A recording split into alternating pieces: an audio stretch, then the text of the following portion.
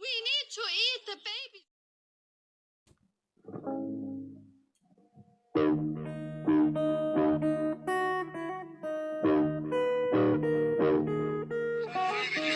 I have no respect for Trump, okay? I think so poorly of them, and the reason why... Hey, welcome to the UFO News Edition. So, a UFO in Saborga, or however you say that, Italy, real or fake? Thus began the story of a man who spotted a UFO in Saborga in the province of Imperia, Italy. Our witness comment: it is about 8 a.m. In the direction of the hill, I see two illuminated objects with a disc form so fast, almost at supersonic speed, that I had difficulty following them with my phone. Alright, so there's the picture that he sees in the air. I don't know what that is. If you know what it is, please tell me. Immediately after the report was taken in the event by the Italian Association Alien Research, or better AIRA, which after a series of checks, inspections, and interviews have come to the conclusion that this is an exceptional case and really consists of unidentified intelligent objects. The president of the association, the ufologist, Robert, has come to the conclusion that the witness was very reliable after 3 direct interviews and investigations, confirming that the video is interesting and unique.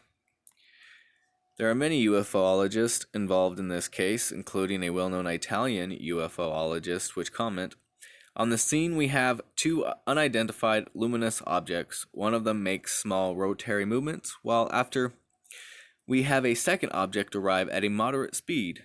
Then, after a pause, splashes away at supersonic speed. Among the objects appear bright points that seem crazy and head in all directions.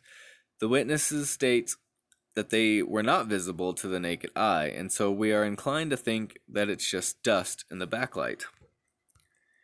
The behavior of the 2 UFOs in our eyes is meaningless and devoid of connection. This could be a confirmation that it was not a human creation, but an alien behavior to us unknown. With this, we can say that we have filed another extraterrestrial phenomenon. It's not 100% sure, but ufologists of every nation are working on the case to determine more precisely if it is fake or a real encounter with 2 floating UFOs in the Italian skies. What do you think about the UFO in Saborgia?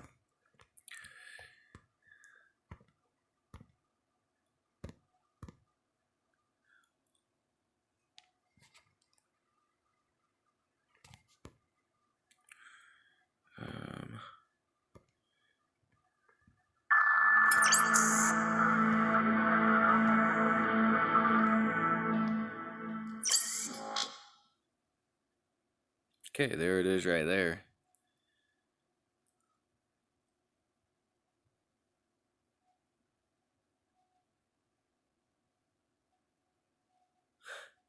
That thing in the very left that was going, I think that is like dust or something. I could be wrong though.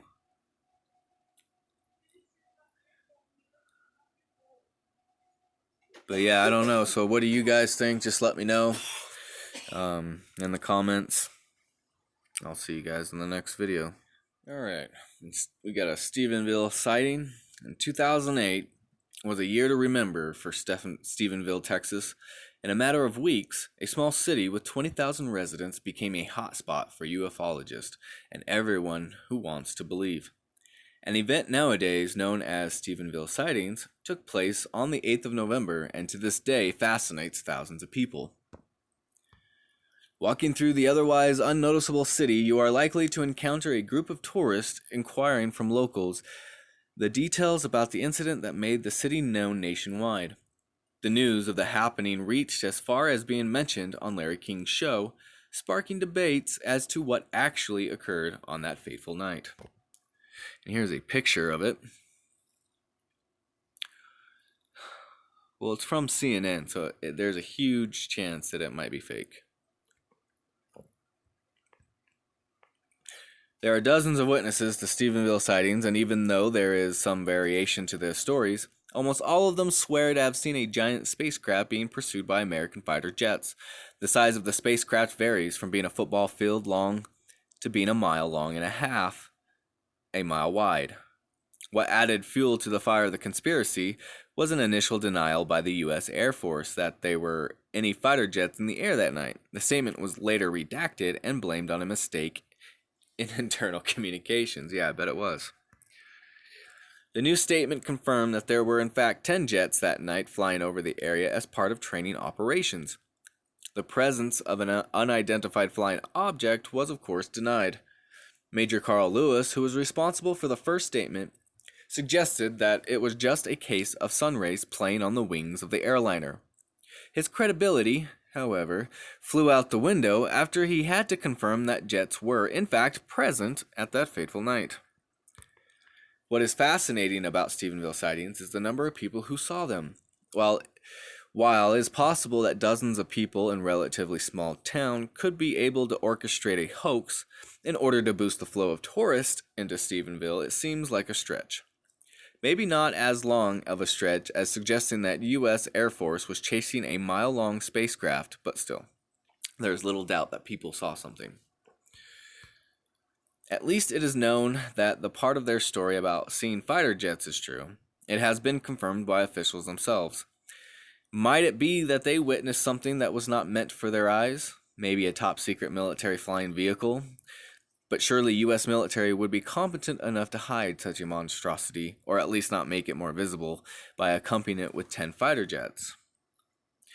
Whatever happened that night, Stephenville sightings became a nationwide discussion that continues to this day. Thousands of people visit the city every year just to get in touch with people who witnessed the occurrence firsthand and maybe, just maybe, get the chance to experience something similar themselves. Stephenville's sky is clear and starry, and there are many eyes staring at it in the hope to catch a glimpse of the unknown.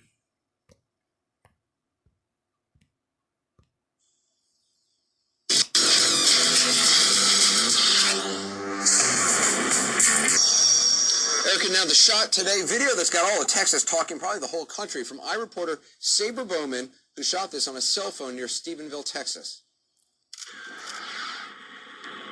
Wow. Close encounter for the third kind.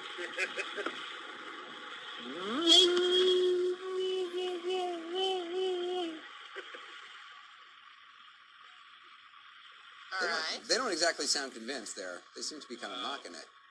They seem to be a little Close bit. encounter for the third kind. Oh, look at that It thing actually move. sounds a little bit like Are they drunk? Maybe that's his Australian camera kid moving, who's but it looked like it was recording. moving. I think it's his If camera. only we could see whether or not he was wearing glasses, we would Exactly. know. It's a UFO, according to witnesses, and the witnesses include local police and other public figures, the kind of people one would say are I don't know. You tell me level-headed. what It's you think. described as a mile long. Some people said the object.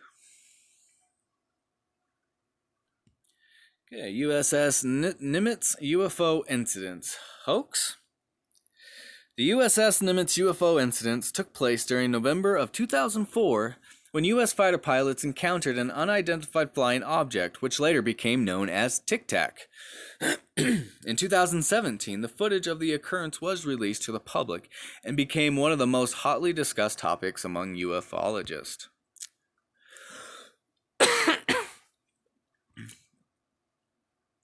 Now, see this they call this like the cigar shaped, and apparently this is like the most common, at least what I've seen. I don't know a lot about UFOs, but apparently the cigar shape is really common. The video itself does not offer a clear image due to the nature of radar systems. However, there are several factors that make this case one of the most fascinating studies in the field. Firstly, the existence of an audio recording of pilots experience the visual contact of the object. Secondly, interview given by one of the pilots. Thirdly, a report was done by Washington Post about Department of Defense operations to analyze the sightings and was later confirmed by the Pentagon itself, giving the sighting more legitimacy. I don't know if anything coming out of the Pentagon would cause it to have more legitimacy. Because the Pentagon only gives out information if it has an agenda for it. David Fravor, a Navy pilot with decades of experience, is the centerpiece of the USS Nimitz UFO incident. His skepticism in the subject quickly evaporated when the training mission encountered something that could not be explained. Skeptics often explain such events by a secretive technology being tested, weather balloons, or reliability of the witnesses. None of them applies to this eyewitness.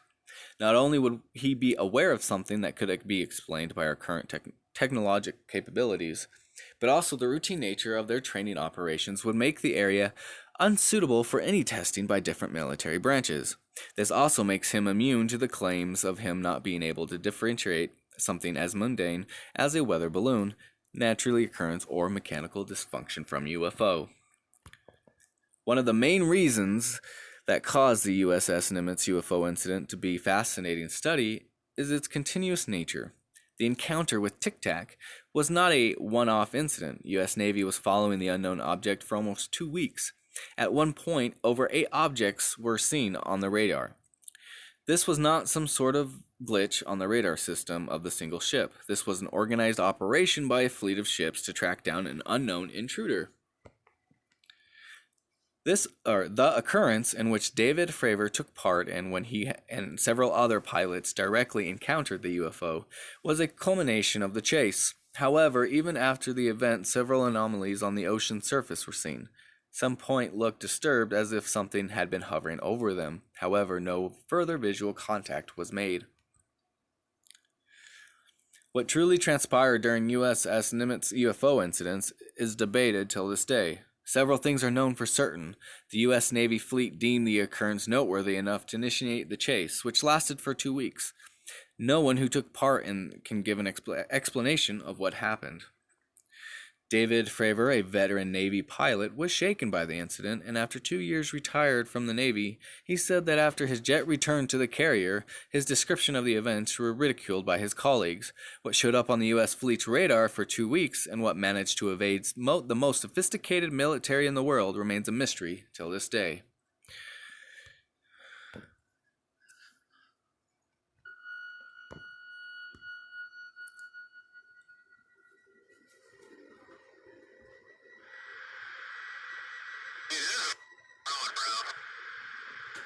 There's a whole fleet of them. Look on the ASA. My gosh. They're all going against the wind. The wind's 120 knots from the west. The whole thing, dude.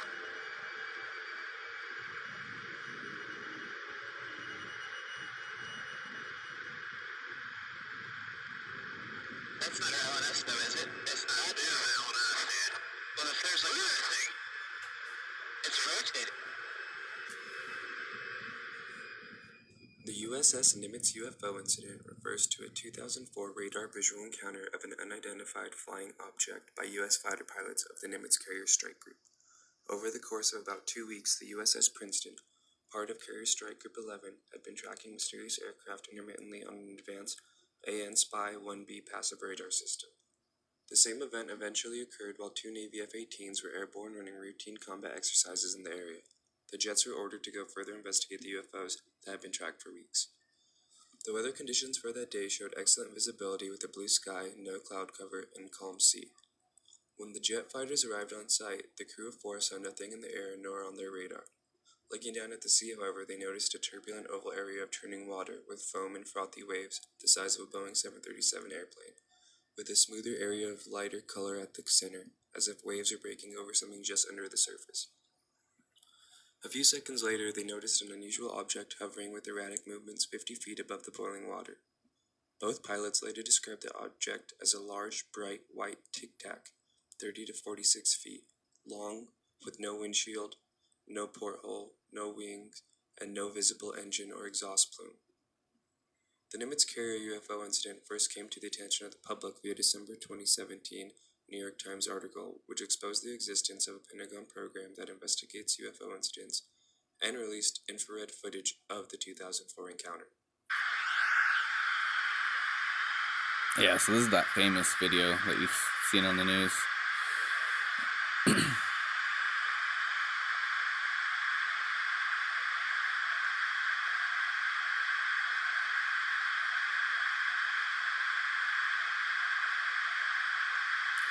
The thing that's weird is that it breaks the laws of physics.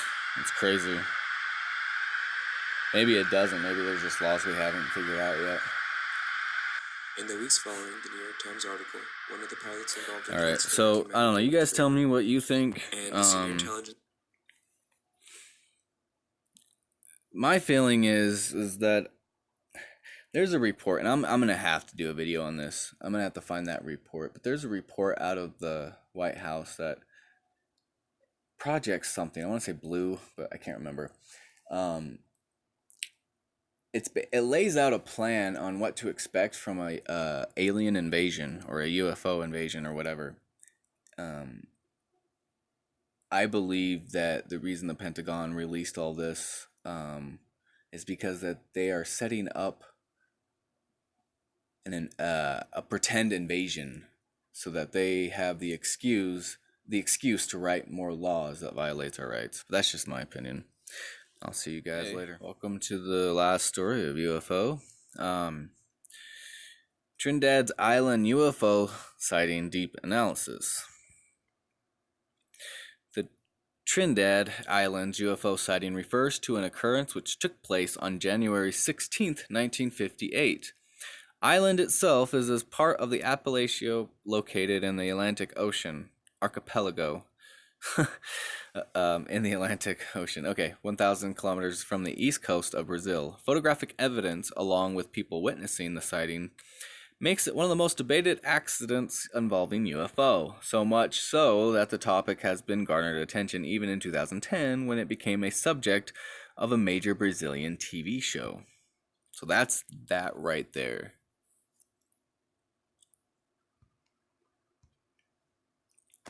It was claimed that the sighting was a hoax and the photographer had a history of manipulating photos.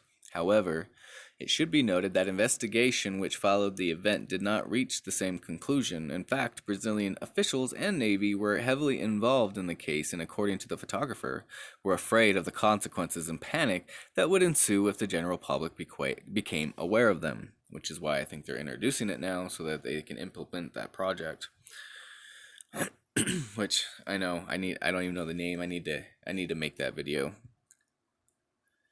The person of interest in Trinidad's Island UFO sighting was a well-known photographer, Alamiro Barana. He was on a ship belonging to Brazilian Navy Almirante Saldanha. The expedition was part of an international scientific project known as IGY, International Geophysical Year, whose purpose was to study phenomena associated with Earth sciences, like gravity, solar activity, and meteorology. The occurrence took place at 11 a.m. and was witnessed by a ship's captain and a team of scientists. After informing Alamiro Barana about it, he was able to take several pictures before the object disappeared. After ship returned to the mainland, pictures were heavily analyzed by Brazilian Navy Aerial Renaissance Laboratory, which deemed them genuine.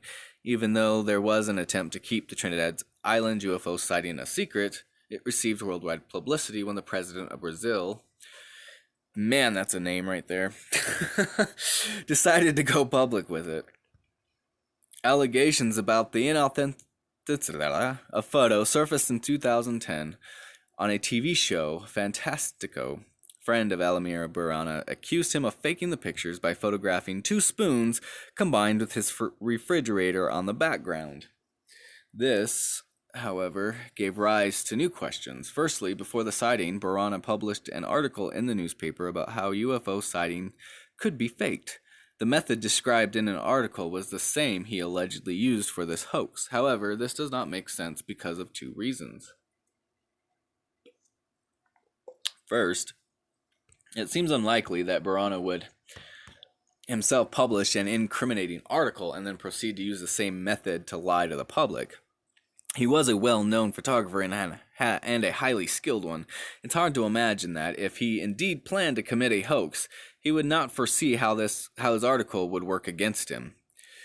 Secondly, the statement about him using his refrigerator as a background does not make much sense. Photos were taken on a ship. This was confirmed by the ship's captain and scientists present on board.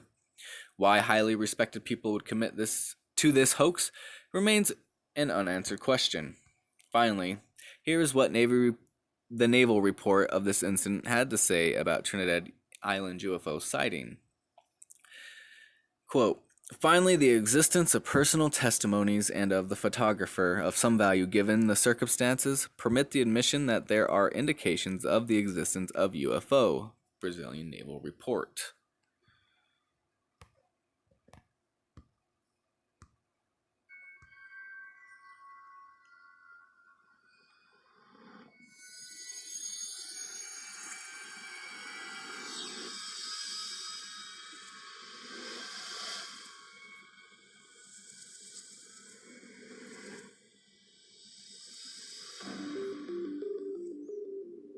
The Trindade Island incident is one of ufology's most famous photographic cases because of its circumstances and the official interest it received from Brazilian authorities. In the Open Minds archives, which were passed on by Lieutenant Colonel Wendell Stevens, there are several photographs and other items that document this event. These photos all have this APRO copyright stamp on the back, and this envelope looks as if it was what the original images were sent in. Well-known civilian photographer Elmero Baraúna took the pictures. He took the photos while on board the Brazilian Navy training ship Almirante Saldanha, which was conducting research for the International Geophysical Year at the island of Trindade in the South Atlantic Ocean. Many officers, sailors, and civilians on the ship confirmed the sighting of a UFO, and while the Navy investigated this case, it was initially kept secret. But when the dossier reached Brazil's President Juscelino Kubitschek, he released it to the press, and the photos made worldwide headlines. That's crazy. All right, I can't play the whole video, but tell me what you guys think. I don't know. I want to hear from you guys, so I'll see you guys later.